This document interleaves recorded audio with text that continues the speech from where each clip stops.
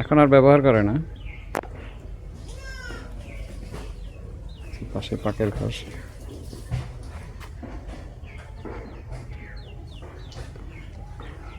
এখন নিজেদের থাকার জন্য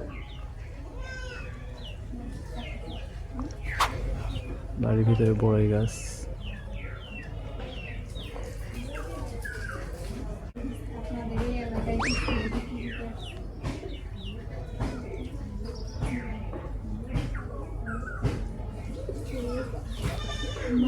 হ্যালো ফ্রেন্ডস, স্বাগত প্রত্যেককে আমার নতুন ভিডিওতে।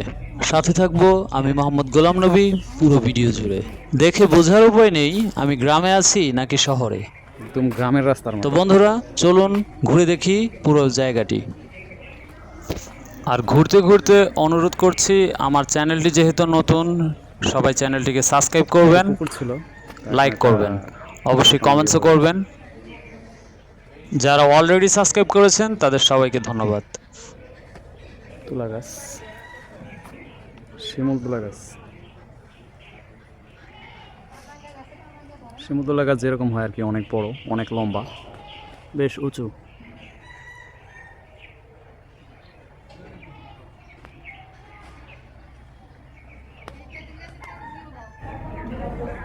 আসসালামু আলাইকুম ফ্রেন্ডস।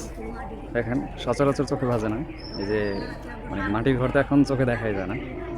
ঐতিহ্যবাহী ওনাদের ঐতিহ্য ধরে রাখার জন্য, মানে মাটির ঘর যে আছে সেটা ধরে রাখার জন্য ওনারা মাটির ঘর রাখছে। মানে আমি দেখেও একদম হতবাক, অবাক করার মতো। তো চলো একটু দেখি যে আসলে কত পুরনো, দেখে আসি।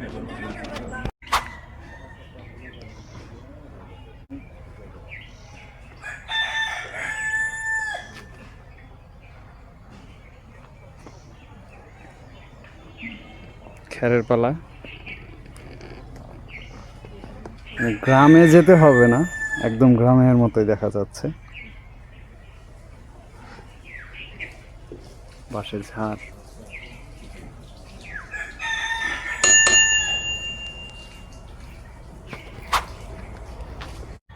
তেঁতুল গাছ। এত পরিমাণে তেঁতুল ধরছে, গাছের থোকা ঝুলে আছে।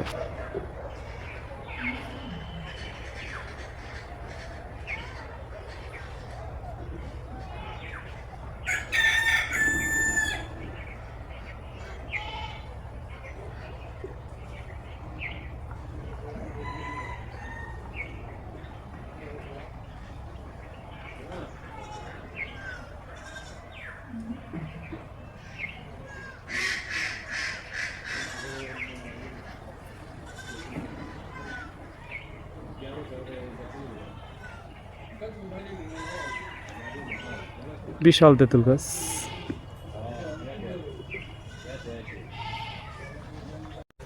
পাশে বিল্ডিং উঠতেছে, কিন্তু ঠিক তার পাশেই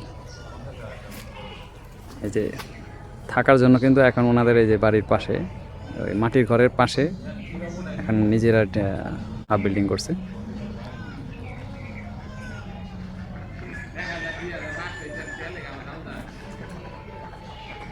গ্রাম যে গ্রামের মতোই, ওনারা শহর থেকেও গ্রামের যে সৌন্দর্য, গ্রামের যে অনুভূতি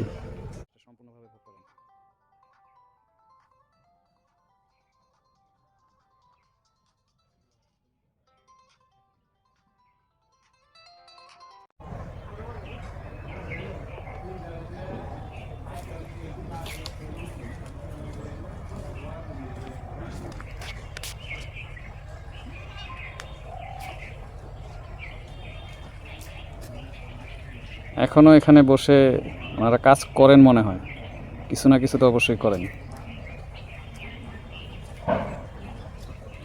একটা রাস্তা বাড়ির ঢোকার, পাশে বিশাল আম গাছ। সেই রাখালিয়া মেট্রো পথ তেমনি আছে, এখনো দোবেল ডাকে জানালার পাশে। সেই রাখালিয়া মেট্রো পথ তেমনি আছে, এখনো দোবেল ডাকে জানালার পাশে। দেখা হবে অন্য কোনো ভিডিওতে। তো সেই পর্যন্ত সবাই ভালো থাকবেন, সুস্থ থাকবেন। ভিডিওতে লাইক করবেন। ধন্যবাদ সবাইকে।